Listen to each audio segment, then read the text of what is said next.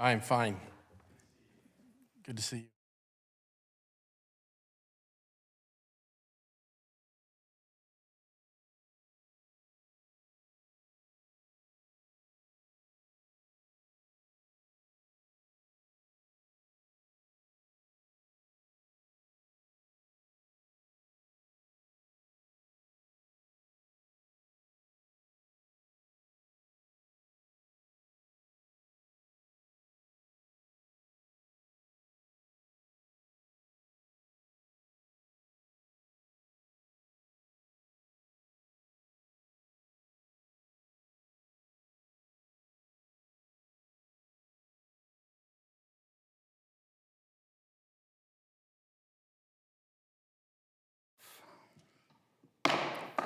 Subcommittee will come to order. Thank you to all the witnesses for being here today. We're going to take a closer look at the Department of Veterans Affairs' efforts to decrease improper payments for compensation and pension benefits. Congress has appropriated over $150 billion to the VA each year for the past few years. We must ensure that VA is a responsible steward of the taxpayers' investments. This means paying every veteran the correct amount of benefits they have earned the first time. When the VA makes overpayments and they are not returned, taxpayer dollars are obviously wasted. Overpayments can result in VA establishing debts that veterans owe back to the VA, which can obviously create a paperwork nightmare for them and their families. Current law allows VA to either cancel these overpayment debts or waive collection of those debts. From fiscal year 21 to 24, VA has issued at least $5.1 billion in compensation and pension overpayments. VA collected only a portion of those overpayment debts. This means that during the last administration's VA spent $677 million in taxpayer dollars, roughly. For example, VSOs and some of my colleagues in Congress have told me that VA overpaid their constituents for dependents.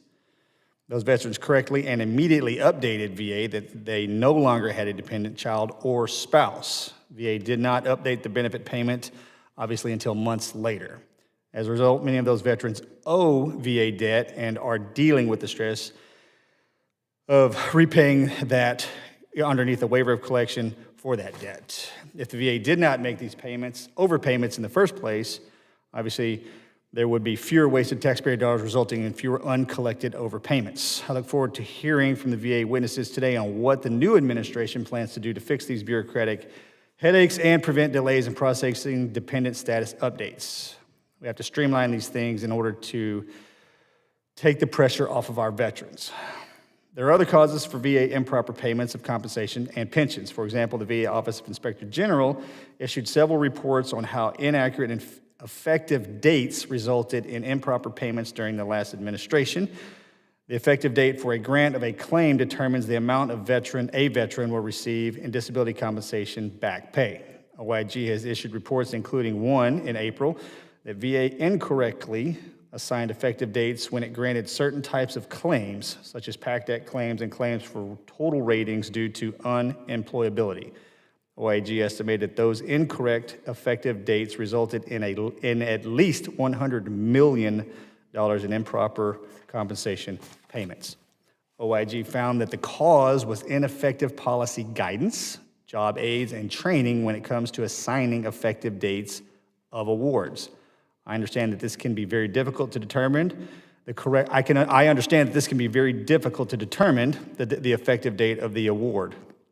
I look forward to hearing from OIG today and how the VA should provide claims processors with effective training and guidance on how to assign correct effective dates for all types of compensation and pension claims.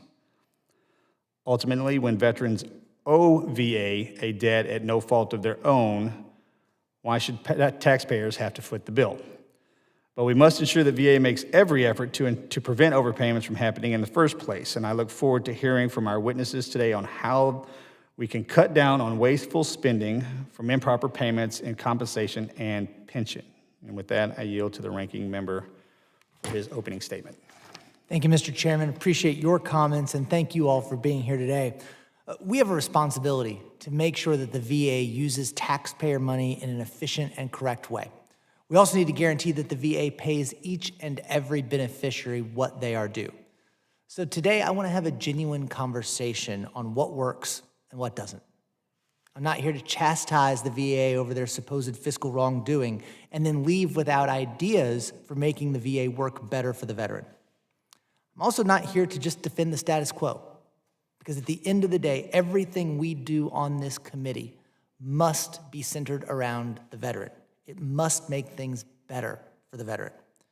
So we're looking at massive programs here, complicated, imperfect programs. I know we need to work to make them better, and to do that, we're going to have to push for real efficiencies and improvements. We absolutely need to make sure strong payment controls are in place. Now that the VA is pushing out more money than ever, thanks to the PACT Act, we need to make sure that the VA remains a good steward of taxpayer dollars. But we must be precise. If we take an overly punitive and difficult approach to compensation and pension payments, we run the risk of leaving veterans out in the rain without the benefits they have earned. I stress that they've earned. These are the men and women who have put on the uniform for us. They have earned these benefits.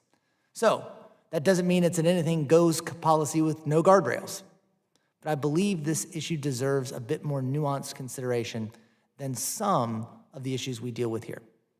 I would love to say this is an easy fix, that the over 130,000 PACT Act claims will go through without incorrect effective dates, that every veteran who gets divorced will immediately notify the VA before they incur debts, or that a grieving widow will catch an overpayment during a difficult and confusing time.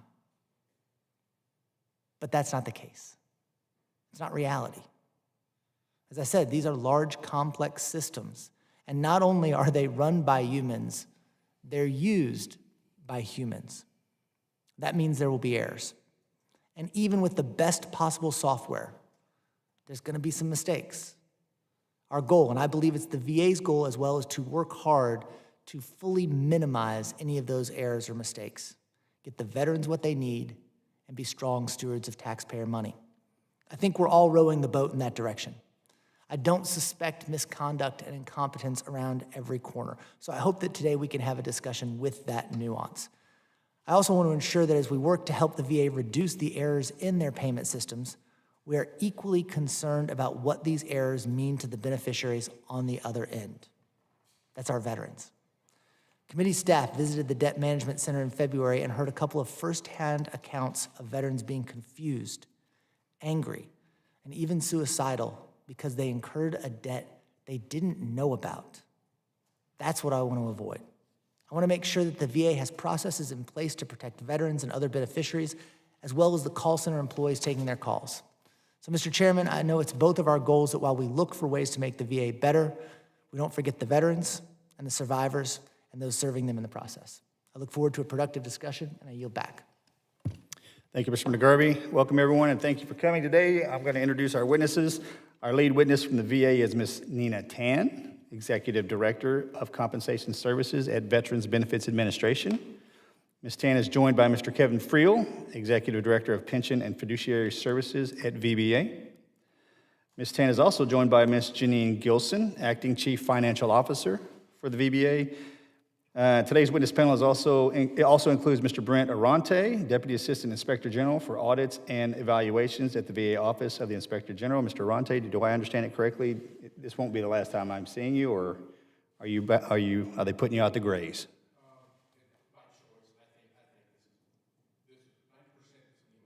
Well, if that is the case, it's been an absolute pleasure working with you over these past few years. Fair winds and following seas, my friend. That's a Navy term. Hope you understand it.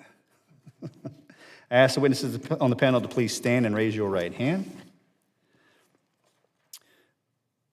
Do you solemnly swear that the testimony you're about to provide is the truth, the whole truth, and nothing but the truth to help you God? Thank you. Let the record reflect that the witnesses have answered in the affirmative. Ms. Tan, you are now recognized for 5 minutes to deliver your opening statement on behalf of the VA.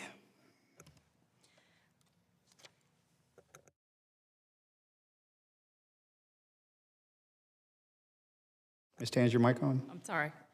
Good morning, Chairman Luttrell, Ranking Member McGarvey, and members of the subcommittee. Thank you for the opportunity to appear before you today to discuss the Department of Veteran Affairs oversight of improper payments within compensation and pension programs. With me today from the Veterans Benefits Administration is Kevin Friel, Executive Director, Pension and Fiduciary Service, and Janine Gilson, Acting Chief Financial Officer. At VA, we take our mission to serve veterans, their families, and survivors very seriously. We are committed to being good stewards of taxpayer dollars, and we recognize that improper payments are problematic for all of our stakeholders. An improper payment occurs when a payment is made in the wrong amount, either too much or too little, paid to the wrong person, or paid without the required documentation. We want to assure Congress, veterans, and the American taxpayers that VA is working diligently to safeguard not only veterans and beneficiaries' financial entitlements, but also the funds appropriated to VA to carry out our sacred and honorable mission. VA is using a range of strategies to proactively address and mitigate potential improper payment issues, which I will discuss today. In fiscal year 2024, VA reduced improper payments by about $1 billion. Achieving this result was made possible by leveraging data sharing agreements with multiple federal agencies. These provide critical information that inform the propriety of payments, such as benefits related to military duty status, benefit changes due to death, and income-related information. Additionally, these partners provide information that helps identify discrepancies or confirm information. These agreements are used to establish or verify eligibility for federal benefits, verify compliance with federal benefit programs, recoup payments or delinquent funds, as well as investigate potential fraud, waste, or abuse. For example, VA made several improvements to data matching agreements for VA's income-based pension benefits. VA now uses federal tax information to verify an applicant's income upfront and income matching with the Social Security Administration to verify continued eligibility for income-based benefits. In addition to these strategies, VA continuously examines our systems and processes to improve timeliness and accuracy, thereby reducing improper payments. In December 24, VA modified its procedural guidance to liberally interpret reevaluation provisions for dependency and indemnity compensation claims. These changes streamline the decision-making process to mitigate the likelihood of underpayments and ensure VA renders the correct decision the first time. Additionally, these changes reduce requests for unnecessary information and simplify the claim review process. An area of crucial importance in making accurate payments is the correct application of effective dates by claims processors. Training and oversight through quality assurance and having proper internal controls in place are at the core of this issue. VA has taken steps to enhance training and oversight of effective dates through use of quality stand-downs, refresher training, to include a release of PACT Act training that focus heavily on effective dates, and publication of job aids based on findings from special focus review, which allow tracking and trending of errors. We also welcome the review and analysis of our Office of Inspector General partners to examine our procedures and identify areas for improvement. For example, on April 15th, OIG published a report on PACT Act effective dates. In response to the OIG's 6 recommendations, VBA is ensuring claims processors have the guidance, training, and tools they need to assign the most advantageous effective dates allowed by law for veterans' claims. VBA is also enhancing our collaboration with the Board of Veterans' Appeals and the Office of General Counsel to improve the quality, comprehensiveness, and legal accuracy of its training programs in an effort to reduce delays, avoidable errors, and rework. VBA internal controls play a key role in reduction of improper payments and include a robust quality program to monitor claim accuracy. But VA cannot reduce improper payments alone. We need help from our veterans and beneficiaries to reduce avoidable improper payments through the timely reporting of updated information. Any changes to information such as marital status, income, or dependency status must be shared with VA as quickly as possible to avoid overpayments and underpayments. For example, if a veteran and their spouse divorce and VA is not notified, this will result in an overpayment and potentially a debt that the veteran will have to pay. It is very important that veterans report any such changes to VA as quickly as possible. To better support this, VA is working to improve how it communicates the importance of reporting such changes to veterans and beneficiaries and to make reporting these changes as easy as possible. We are exploring communication avenues to ensure veterans are aware of what information we have and when they need to report a change. VA continues to make improvements on reducing improper payments and acknowledges there's more to be done. We are committed to working with Congress and our stakeholders to further improve, correct, and avoid improper payments where possible. We thank the committee for their continued support of programs that serve our nation's veterans and look forward to working with you. Mr. Chairman, this concludes my statement. My colleagues and I are prepared to respond to any questions from you and members of the subcommittee. Thank you. The written statement of Ms. Tan will be entered into the hearing record. Mr. Durante, you're now recognized for 5 minutes to deliver your opening statement on behalf of OIG. Chairman Luttrell, Ranking Member McGarvey, and members of the subcommittee, thank you for the opportunity to testify on the OIG's independent oversight of VBA's compensation and benefits programs. We know that these programs provide critical financial support to many veterans and other beneficiaries who rely on their monthly benefit payments. Our oversight work has identified deficiencies in VBA's processes, IT systems, training, and internal controls. As a result of that oversight, we focus on recommendations that will help VA find ways to deliver timely, accurate payments so beneficiaries are not impacted by miscalculations and incorrect payments. Taking corrective action on OIG recommendations could also help VBA be good stewards of taxpayer dollars. In addition to our audit work, the OIG has a robust criminal investigations program to combat bad actors who fraudulently receive benefits.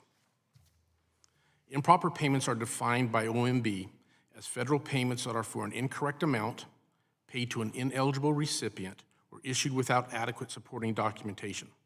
For the purposes of this hearing, we are talking about underpayments and overpayments.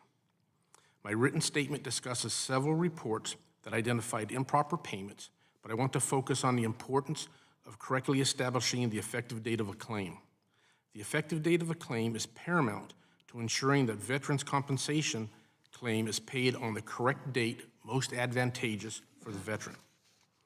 The PACT Act significantly complicated effective date determinations by adding locations, dates, and new presumptive conditions that claims processors must consider. VBA rolled out the majority of training for PACT Act claims processors in December of 2022, with a completion deadline of January 2023. This was an accelerated training schedule to facilitate implementation. VBA began processing PACT Act claims for terminally ill veterans in December of 2022 and processing all other PACT Act claims in January of 2023. In a report we released last month, we found that 24% of the cases we reviewed, staff assigned incorrect effective dates that resulted in $6.8 million in improper payments, including both under and overpayments. Based on these projections, by August of 2025, that amount will reach approximately $20 million. We determined that this was the result of VBA not effectively preparing claims processors to incorporate PACT Act's significant changes. The training guidance lacked the specificity needed for complex decisions, and the two IT tools that were to assist in determining correct effective dates were unreliable. In our soon-to-be-published report on VA's compliance with the Payment Integrity Information Act, or also known as PIA, we found VBA reported improper payments, or VA reported improper payments of approximately $2.2 billion in both over and underpayment, which is down from $3.2 billion that was reported in 2023. However, of that $2.2 billion, $1.1 billion is considered a monetary loss and likely will not be recovered by VA. While VA satisfied 5 of 6 PIA requirements this year, it continued to report an improper payment rate of more than 10% for 2 programs. Those programs are VBA's pension program and VHA's purchased long-term care services. While VBA's compensation program is not included in this report, it will be next year since VA identified the compensation program as a high-priority program because it is susceptible to significant improper payments. The OIG is committed to continuing its independent oversight work of claims processing activities and VBA operations in order to create a better experience for veterans and their beneficiaries. Chairman Luttrell, Ranking Member McGarvey, and members of the subcommittee, this concludes my statement. I would be happy to address any questions you may have. The written statement of Mr. Durante will be entered into the hearing record. We will now move to questioning. I recognize myself for 5 minutes. Okay, that was quite the suitcase you just unpacked, sir. So Ms. Tan and this is how I'm going to start this. How do we fix this problem? Ms. Tan, you said we're exploring our avenues of communicating with our veterans because this is a pretty long cast here. So it starts inside the VA with our digital infrastructure, our training, manning, equipping with software and hardware. But as it moves downstream and touches the veterans, they have to be able to communicate back into the organization to say, hey, look, my dependents are no longer here, and I've gotten a divorce or my spouse has passed away. How do we track? You mentioned Social Security earlier. How does the VA? Because in my district, they don't have computers, they don't have phones. Our veterans like to dig in, and they're just kind of hidden. How do we track or help our veterans track? How do we track our veterans if they lose a spouse so the VA is not providing overpayment? How do we fix that problem? Because at the end of the day, and I'm going to say this now, I'm going to say it in my closing remarks, if we're spending $3 billion in overpayment and underpayment, and from the last 10 years, if we're doing our homework correctly, those numbers have increased. We're losing ground, which is money that can be spent in other areas of the VA. And I agree with my ranking member's opening statement. We have the ability to fix this, and this is a problem, yes, and when you're dealing with dollar bills, it's a big problem considering the numbers, but we have to be aggressive. Us, and the VA have to be aggressive on how to fix this. So I think it's absolutely possible in 2025. So Ms. Tan, I'll start with you. Thank you for your question, Chairman. So we are looking at a number of avenues, but we also have a lot of things currently in place. We are making sure to notify veterans in our correspondence about when they need to report changes to us, what we have of record and how we're using that information. We also they have the ability to report to any of our public contact offices. They can make changes through va.gov as well as call our call center. So we want to make it as easy as possible for veterans to access and provide updated information as much as is necessary. We also have capabilities in which we use matching agreements. You mentioned Social Security. Some of that is for income-based benefits and entitlements. We also do death matches so that we are made aware, and we have like a survivor's assistance office now that can help veterans kind of navigate some of these situations, but really for information that only they have, if there is a divorce, if there is the death of a spouse or the need to remove or add a dependent, that's only information that veterans know that they have to come to us. And so we're trying to open all the doors and make sure that they know that they have to inform us and what information we're using at any given time. Do we have the exact, I'm going to try to say this right, do we have the exact number of how many beneficiaries there are, how many we correspond with, and how many respond back to the VA's requests? So if we're pumping out letters, Mr. Frill, to 100 veterans that we give that are beneficiaries, and only 30 of them are responding back, but we're still paying the other 70, do you have that number by chance? Ms. Tan, I may be switching to Mr. Frill, I apologize. No, sir, I don't have that number readily available, but we can take that back. But is that a question that's being asked in the department? It is. We are looking at, specifically in our area, in pension and fiduciary, we are looking at the rate of return when we do development actions or we do requests for information, the rate of return that we get. Do you have like a projection or a window that you can provide the committee today? No, sir, I would just be making up an arbitrary number, and I don't want to do that, but we will. Get that. I ask that you get that to us, because again, just curiosity, if we're in the billions in overpayments. And sir, if you don't mind, one thing I'd like to expand on Ms. Tan's answer is, okay, with the Social Security death match, originally that was just for beneficiaries. We have expanded that out to dependents on an award. So to your question about how we would find out if a spouse passed away, we will do that through the Social Security death match. Social Security has the same limitation we do, that they're dependent upon a third party to notify them of a death. But once we get it, we can start action with the veteran to remove that dependent from their award. Okay. I just am eager to know how many beneficiaries there are, how many we send information to, and how many are responding to that request. Because the delta in there, I'd be curious to see what the number sign is and how that's correlated. Yes, sir. And from that perspective, sir, just for clarity, we do correspond with almost all veterans every year when we do the cost of living adjustments to what Ms. Tan spoke about in the letters. We identify change, but as far as the other actions where we do development and like a due process, is that more the area that you're That looking might, at? yeah, well, that might be where one of the misses are. Okay. It's causing the problem. I mean, it's a lot, there's a lot of them, but that would make this, I'm sorry, Ranking Member, you're recognized for 5 minutes, sir. Thank you, Mr. Chairman. Thank you all for being here again. Ms. Tan, I'll start with you this morning. For fiscal year '24, what were the reported level of improper payments for both the compensation and pension services as real dollar numbers and as a percentage? Thank you for the question, sir. I'm going to ask our acting chief financial officer if she'll take that question, please. Good morning, and thank you for that question.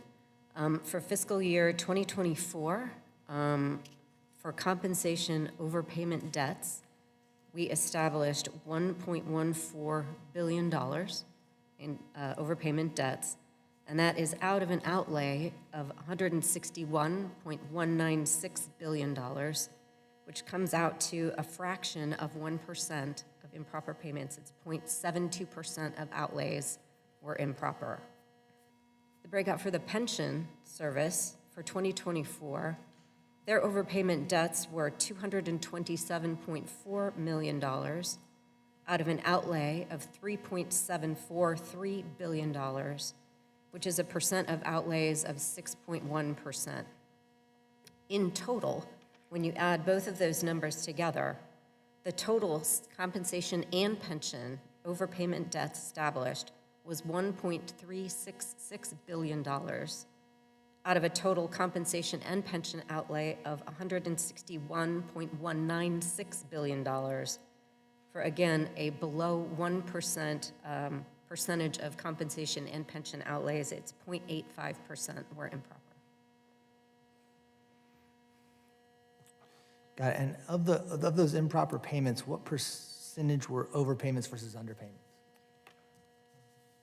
So I can do the rough math here from the agency financial report for 2024. And again, these are projections that are given to us after a statistically valid sample of 300 cases is evaluated. But from the statistically valid sample, pensions improper payments were $404 million. And the overpayments were $381.78 million. So in the magnitude of 80-ish%. So, okay, run through that one more time for me. The pensions were?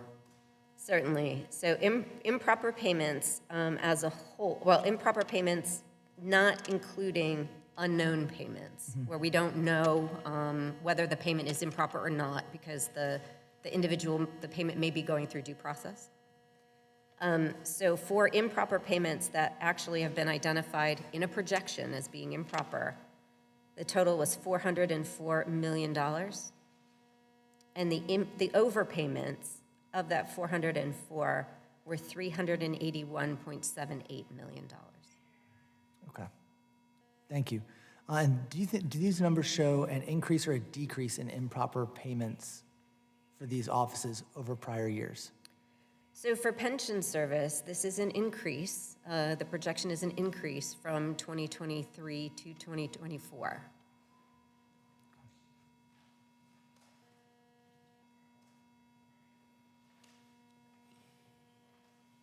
Taking my own notes, thank you for that. This for Ms. Tan, but whoever has the answers for it, as I understand it, compensation service will be subject to more in-depth supervision under the Payments Integrity Information Act. Can you tell us why and what changed at ComService to make that necessary?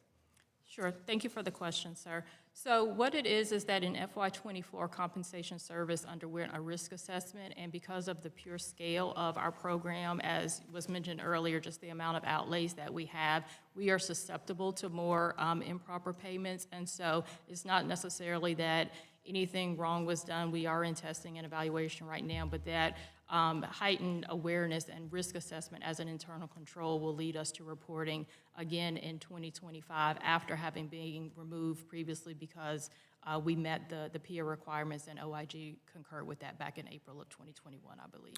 Okay, and we've got just a little bit of time left. Would you say this is a function of scale and not an issue of lack of proper controls, or how would you characterize it?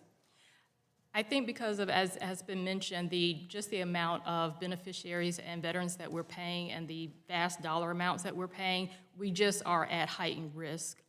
It's a combination of factors, again, that you mentioned. I believe we have strong internal controls in place, and we're constantly working to improve those. But I think it's just based off the risk assessment, we have a higher risk because of the amount of outlays that we have. We're out of time, so I yield back to you, Mr. Chairman. Thank you, Mr. McGarvey. Mr. Self, sir, you're recognized for 5 minutes. Thank you, Mr. Chairman. These are a lot of numbers. Your last comment, though, Ms. Tan, you're at a higher risk because you have larger payments. Why is that logical? Because of the scale of our program and the amount of beneficiaries and payments that we do make, we just have a heightened level of risk around the potential for improper payments, which could be under or over payments. Yeah, I would disagree with that assertion. But, Mr. Friel, yes or no, did you fix the Social Security Administration matching problem? Yes, we did. How'd you do that? We did a testing with Social Security. We validated that we were getting good responses. We have now continued to run that match every quarter to ensure that we are capturing the debt as soon as possible. Okay, so this is one of my continuing comments about VA. We hear a lot about your inputs, what you have done. I'm more interested in outputs, and we just heard that improper payments increased from FY23 to FY24. So when are we going to start seeing results to this fix to the problem? So our projection right now is that the FY27 testing will get us below the 10% that's required by PIA. We are currently still doing the match, cleaning up the matches from the historical point, and we believe that we'll have a good portion, or excuse me, we'll be a good position in 2027. We're also investigating the opportunities for automation so that we can use automation to address these quicker than having to work them through the typical claims inventory. Okay, well, I suggest we do it quickly because in the 4 years under the Biden administration, we had almost $4 billion in overpayment debts. So let's move to the Veterans Child Chapter 35 education benefits. Ms. Tan, we're talking about over $200 million for this one small sector of what we're talking about. So when did you first learn about these overpayments for the $200 million plus dollars? Thank you, sir. We were actually notified, I believe, in compensation service around after the October 2022 date, and that's when we started to work together to look for whatever solutions we can put in place. That information or that notification actually went through our Office of Financial Management, and then they passed the information to compensation service. So I may not have those exact dates right, but the information flowed from our OFM office, from our Office of Business. So again, those are inputs. When do we see outputs? So actually, we have made changes so that we have a matching program through information between compensation service and education service. So we actually do a monthly match. We started that in January of 2025 to send notice, and in March of 2025, we made adjustments to those awards, creating no overpayments for our beneficiaries. In April, we have started that. We are doing that monthly match, and that allows us to give veterans or beneficiaries due process of that prohibition from them receiving both of those benefits at the same time. Okay, Mr. Arante, you mentioned the PACT Act complexity. Can you delve into that a little bit more? Because the PACT Act has led to the largest increase in our payments to our veterans for forever. And can you go into that a little bit more to include the incorrect dates? I'd like to hear that, but there are also 6 factors I think you mentioned in your written testimony. So can you go into the complexity of the PACT Act? And my bottom line question, and I have 1 minute, is, does Congress need to do something to fix the complexity? Great question, sir. Regarding effective dates, the laws have not changed regarding effective dates. What complicated the issue with PACT Act is PACT Act added a lot of locations where veterans could serve for presumptive disabilities. They've added presumptive disabilities, and all of those issues are considered liberalizing legislation. So anytime that there is a liberalizing law, that is something that a claims processor must consider. So an example of one of the most complicated issues is if a veteran has an intent to file, meaning I'm going to file, he's going to notify VA or she's going to notify VA that I'm going to file a claim within the next year. The date of that intent to file is one effective date. Then depending on what is being claimed, there could be 2 or 3 or 4 other effective dates.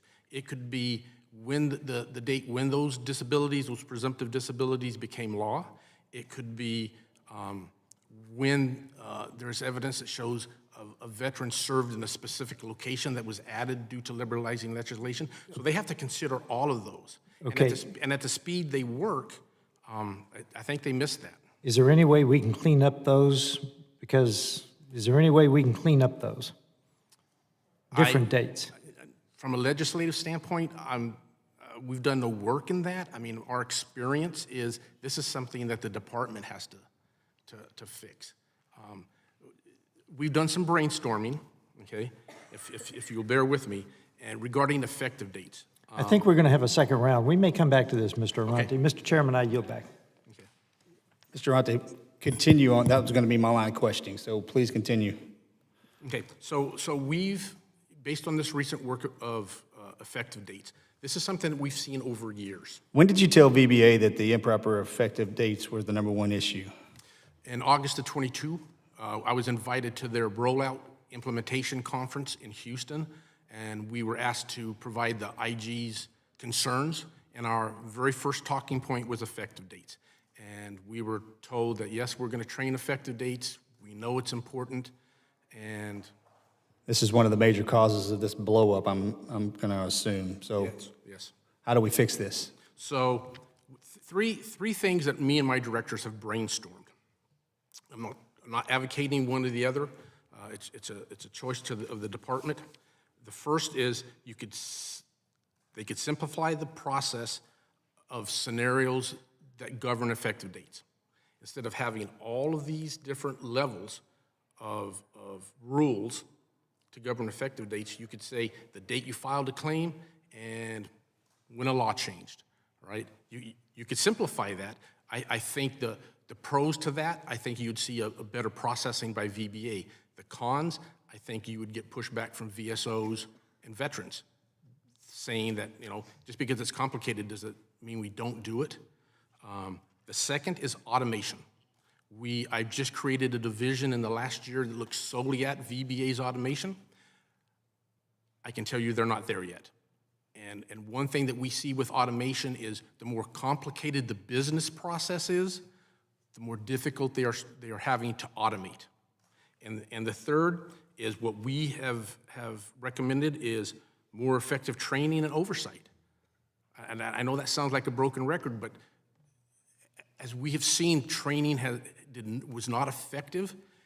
It makes sense to have sound training so when these issues like the PACT Act come, or new Agent Orange presumptives come, or whenever somebody decides to change what benefit we're going to give veterans, that training has to be updated, it has to be adequate, and it has to be assessed.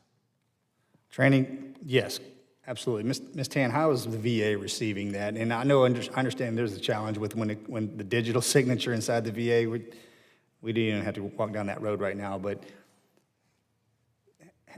the VA has received the Inspector General's report. Is there any adoption plan ahead of these effective dates? Absolutely. We've actually already implemented several of their recommendations, at least 3 of them. So we worked to update our effective date builder tool in VBMS so that Solve that problem? Does it solve The the problem? PACT Act, the PACT Act problem that we're running into? It does assist because it addresses things like the intent to file, the liberalizing law, and the terror activity. So that was one of OIG's recommendations, which we did implement earlier this month. We are in the process of completing the job aid that they recommended, and we also referenced the outdated evaluation tool builder that was on our intranet page where all of our PACT Act resources are housed, so that it notes that that's historical, so people will not be using that. And we are looking at the evaluation of our training as OIG. Inevitably, the VA is going to make the decision on what the effective date, and the VSOs and everyone else is going to have to go with it. Yeah, Kicking and screaming, there's going to have to be a decision made by the VA. Yes, sir. And we consistently look at how do we improve or simplify our processes, as Mr. Arante mentioned, based off feedback and things of that nature. So effective dates are complex. It's hard work, and that's why we have humans in that process. If we could automate things end to end, we would. We can't. We know we need subject matter experts and human intervention in this process. There is a lot to unpack for our claims processors, but as Mr. Arante said, PACT Act didn't change how we apply effective dates. It's just new information and people applying them consistently to the most advantageous available to the veteran under the law. Okay, Ms. Gilson, did we do, and this may be a Mr. Arante question, but did we do like a forensic audit on the amount of money spent over the past 5-10 years to make sure that we are not, again, we're trending in the wrong direction. Are we looking back on our numbers saying, hey, look, we're not making those exact same overpayment or underpayments and not replicating our mistakes? I understand the expansiveness of the VA, but as we know, we're missing something if we're spending over $1 billion in overpayments. And what is the comparative analysis that we're doing in order to fix it? And then how are we looking for 25? Are we already projected to spend more than we did in 24? I just threw a lot at you, I apologize. No, that's fine, thank you. So a couple answers to your question here. Regarding the individualized tracking and trending of errors and how do we correct those and make them better. The Office of Financial Management does not do each's reviews on the payments that go out. So we take a review holistically at the summary level.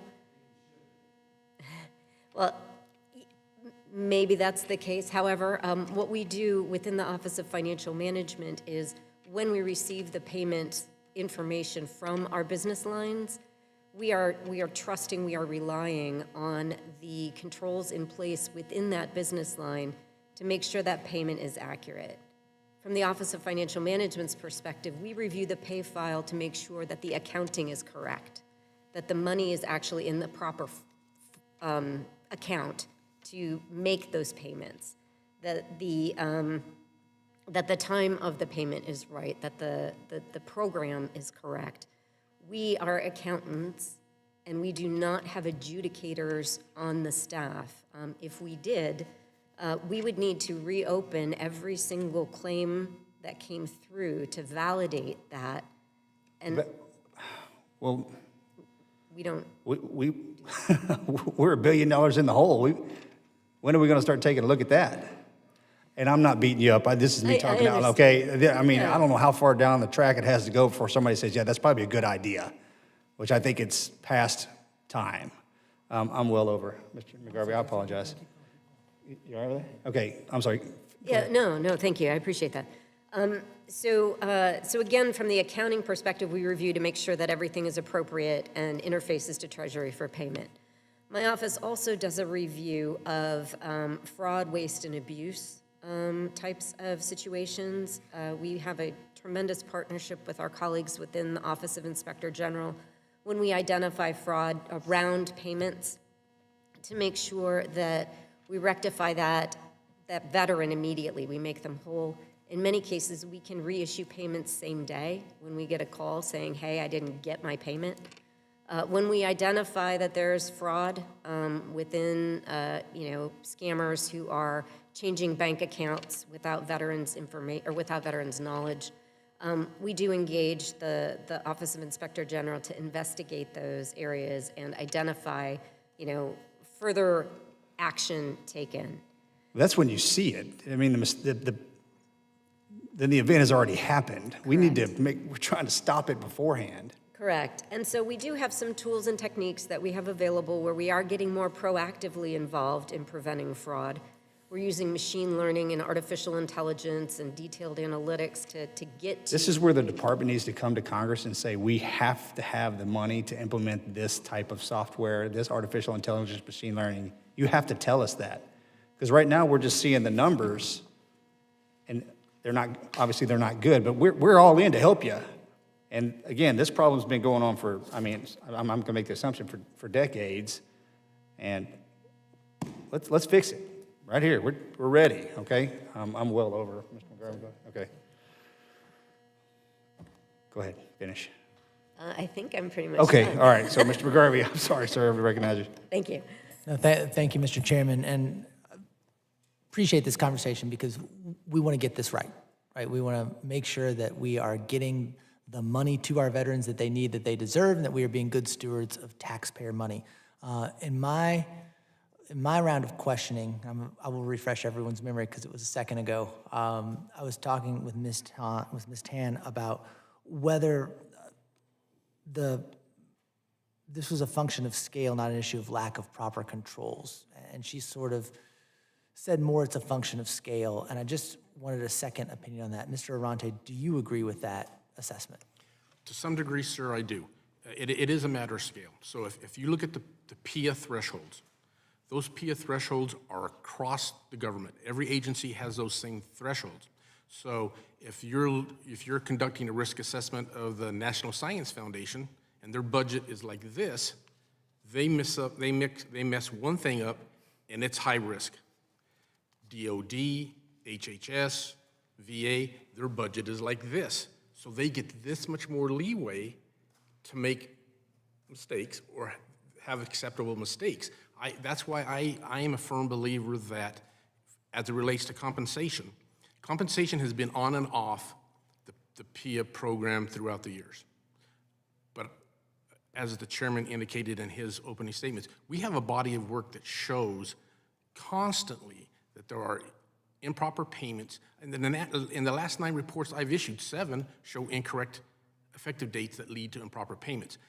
I think that's enough where compensation should be, I think they should make an exception. I think compensation should be on their high priority list until the numbers come down. And the reason I say that, because if you look at some of the programs that are tested in the PIA, communications, utilities, and rent, those improper payments have dropped to 0.5%. Medical care contracts have dropped over 2%.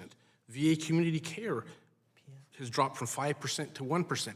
That tells me the process works, but you got to keep those programs on whether they meet the threshold or not, just because it is a form of function. There's just so much disparity in the budget that allows more mistakes with bigger organizations.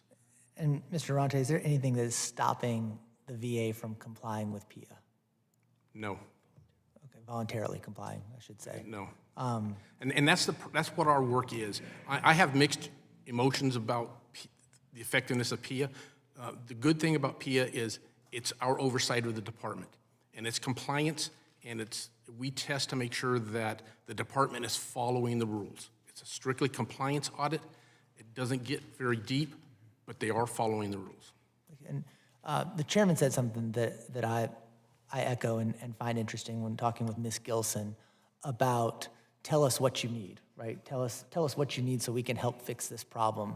And we heard some suggestions from her potentially, just from a different point of view, Mr. Arante. Do you have any suggestions for what Congress can do to help make the situation better?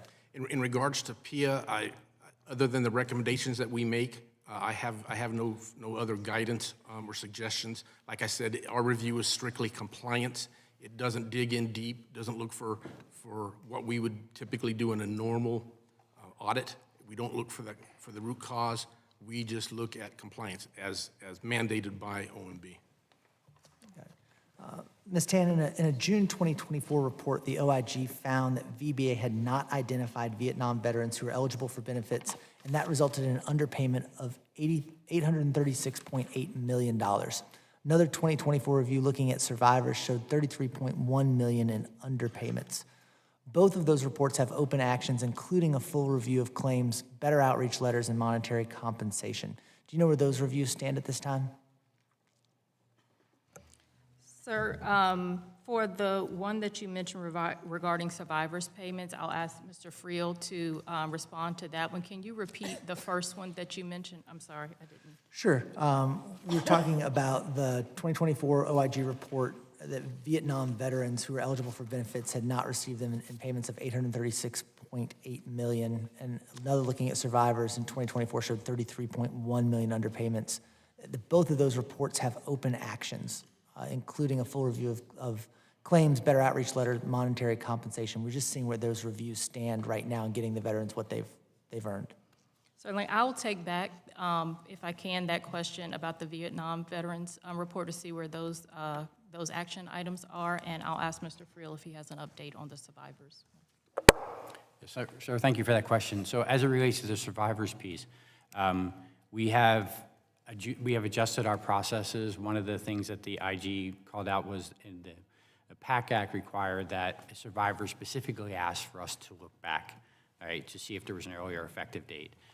And so that was our initial training in concurrence with or coordination with the IG and OGC. We have amended our processes now to say that a reopened DIC is in fact a claim for us to look back. So that will help close that gap. We are continuing to work. I think we have under 20 claims left to make the proper adjudication and adjust the rates to ensure the survivors get the right amount. Thank you, Mr. Friel. Mr. Chairman, I yield back. Thank you, Mr. Chairman. We've heard a lot of Washington speak here today. Does anybody know what those ribbons up on the flags are? Campaign ribbons? They're battle streamers. Veterans that we are talking about, those represent the campaigns that our veterans fought in, were wounded in, died in. That's the veterans we're talking about here. I've heard a lot of Washington talk. Ms. Tan, in your testimony, written testimony, it talks about how critical it is that veterans and beneficiaries self-report changes. Now, I agree with that, but what I've heard here is we haven't fixed the problems so that our veterans have the education and the training to know when they are supposed to do things. And you heard the chairman say that in his district, some people don't have computers. So we've heard this time and time and time again from my time on this committee. Our veterans don't know, and we've made it so complex. Mr. Arante's testimony, we've made it so complex for our veterans. Those battle streamers up there represent the veterans that we're talking about here in Washington speak. Ms. Tan, how many OIG, and two separate answers here, how many OIG recommendations do you have outstanding, and how many GAO recommendations does the department have outstanding, OIG and GAO? And these are recommendations of people that are telling the department things to improve your processes. How many do you have open? Sir, I don't have the total number of all of those pending. I would like to know, because we have got to do better. I mean, inputs are not outputs. I want to start hearing outputs about how we fix the problems. With that, Mr. Chairman, I yield back. Thank you, Mr. Chairman. Mrs. Tan, during the last administration, VA informed us of plans to rely on the authority in Cleland Dole to cancel overpayments of VA benefits resulting from administrative delay. When will VA begin using this authority? Thank you for the question, ma'am. We are still in the process of implementing Cleveland Dole Section 252. We have implemented one of the sections, but we're still working on implementing the one that will require us to create permanent timeliness standards around which to prohibit the overpayment or debt applied to individuals because of delays in VA processing. Ms. Tan, yes or no? Was the April 2025 PACT Act effective date refresher training, was it mandatory? Yes, it was. Yes or no, have all compensation service employees completed that April 2025 effective date training? I would have to get back to you on that. Please do, thank you. Mr. Friel, yes or no? Has every employee who decides survivors' DIC claims also completed that April 2025 training? Yes, they have. And Ms. Tan, what exact processes for assigning correct effective dates is VA planning to automate, and when will that automation technology be implemented? I am not aware of plans to automate effective dates just because of the complexity around it. I will speak to the work that we've done to update and enhance our system so that the tools that are available to claims processors address some of those problem areas and pain points that Mr. Arante mentioned, such as intent to file, liberalizing law, and toxic exposure activities. And Mr. Friel, does VA have the authorities, including all the computer matching agreements that VA requires to ensure accurate payment of veterans' pension and survivors' pension? Yes, we do. Now, Mr. Arante, what mistakes did the Biden administration VA make when initially rolling out training and guidance for PACT Act claims effective dates? Ma'am, based on our work, and as I indicated in my opening remarks, is the training was pushed out very quickly. They had 4 months to identify the type of training that needed to be done. They trained in December. It was very quick, and what our recent report shows is they missed an opportunity. They did not evaluate the effectiveness of that training, but I can tell you my reports are showing that the training could not have been that effective because we're seeing high error rates with effective dates. And sir, has VA done enough to fix those mistakes so that compensation overpayments will be significantly reduced in the future? Ma'am,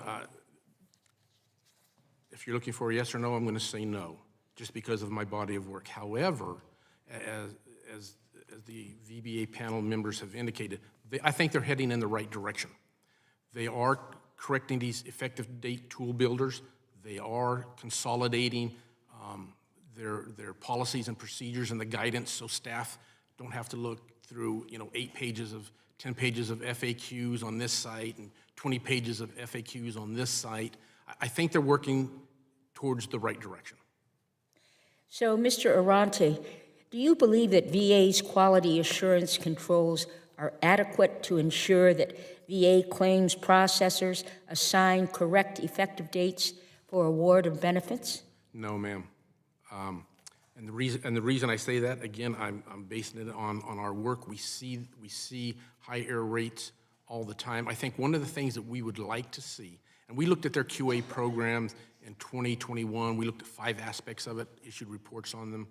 And since then, I think one thing that we would like to see with their QA is when they draw samples to determine accuracy and error rates, they sample across the board, the entire spectrum of claims. It could be a musculoskeletal claim, it could be a claim to a presumptive claim, it could be a whatever, right? But they know what their high priority areas are. They know effective dates is one. There's several others. I would like to see them, aside from a special focused review, because that's a one-time look, I would like to see them conduct a specific sample of those high-risk areas. Now, that might not bode well for their accuracy rate, but it will help them hone in on what the high-risk problems are. Thank you, Mr. Chairman. Yield back.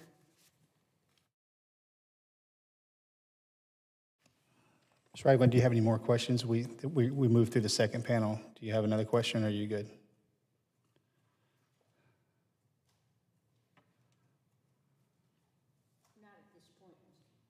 Not at this point, Mr. Chairman. Thank you. I yield to the ranking member for closing remarks. Thank you, Mr. Chairman. I appreciate the testimony here today. Obviously, we appreciate you all being here, and I know that each and every one of us wants to improve these programs. We want to make sure that we get it right for the veterans and we get it right for the taxpayers. We've got to do it in a holistic way. We've got to make sure that there are the fewest possible errors and that the personnel are well trained. We also want to see this done with care and compassion. I want us to find solutions. I want us to create efficient processes and to listen to the workers and union workers when they tell us how we can help them in their work. I want the call center workers at the debt management center to have the ability to step back and breathe when a veteran calls in crisis because they don't see a way out of debt they didn't even know they had.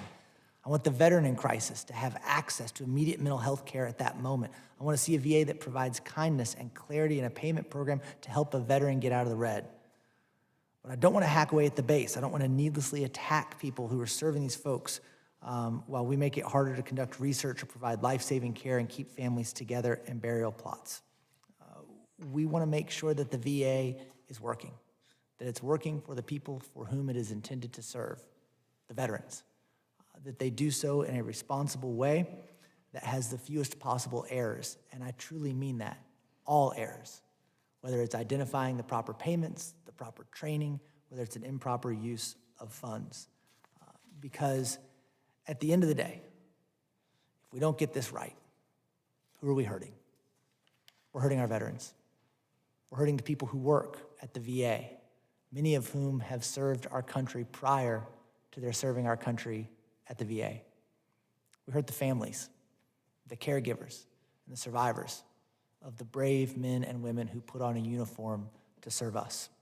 Mr. Chairman, I look forward to working with you together on this issue, to finding genuine solutions to these problems, and I yield back. Thank you, sir. And thank you all for coming to the hearing today. The ranking member and I are in agreement. It would be ideal if we could walk this problem all the way down to zero, dollar sign wise. The system itself is so large. There's going to be a margin of error in there somewhere. Our heartache is the fact that it's trending in the wrong direction. And to his point, we are serving the veterans. The veterans are always on the receiving end of everything that we do in this committee and everything that you wake up every morning, look yourself in the mirror, walk into the office and say, why am I here? It's for our veterans. Taking what Mr. Arante said, implementing those effects inside the VA will move us in the proper direction. Ms. Tan, you said you are implementing certain things that the OIG has pushed out. Amazing. Ms. Gilson, when you reported the numbers, I just don't like the fact that we're going in the wrong direction. And there has to be a fix. I'd like to meet with you in the antechamber. I have a couple of questions I'd like to ask you after the hearing. Making overpayments at this number, and I think one of the worst things you can do, I'm being dead 100% serious, the worst thing you can do is overpay a veteran and tell him you got to give it back. I mean, that's something that the United States government is exceptional at. I know I get hit by the IRS all the time. Hey man, you owe us 25 cents. Our veterans live paycheck to paycheck, and a lot of them are in a deep, dark black hole. And if you're trying to take something from them that the United States government gave to them, that's our fault. Okay, and we have to fix that problem. So whether or not it's hardware, software, man, train and equip, we have to be on. And I know, again, every time you guys sit in front of us, you're telling us that, hey, that's happening inside the VA. I got it. And again, once again, we are a large organization, and at scale, one of the largest. Okay, but I'll always say, remember, it is about our veterans, 100%. We have to take care of those that took care of us. Okay. So thank you for coming and testifying before us today on the important goal of reducing waste resulting from improper payments and compensations and pensions. I look forward to working with the administration and my colleagues that causes the improper payments to ease the burden on our veterans and their families. I ask unanimous consent that all members have 5 legislative days to revise and extend their remarks and include extraneous material without objection. So ordered. This hearing is adjourned.